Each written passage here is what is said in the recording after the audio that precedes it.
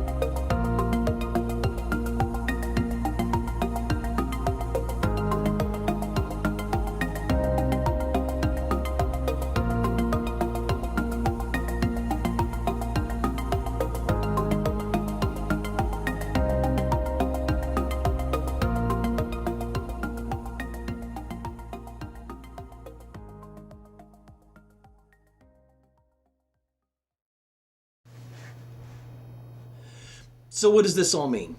Is it a wash? Game over? Too many rats? I don't think so. I think we got something to work with here. First up, this is a 9 vacuum tube type radio. We'll get more into details about it, but one really cool thing about these old radios is they gave you all the information you needed. They tell you the tube types that go in here. They even put the schematic right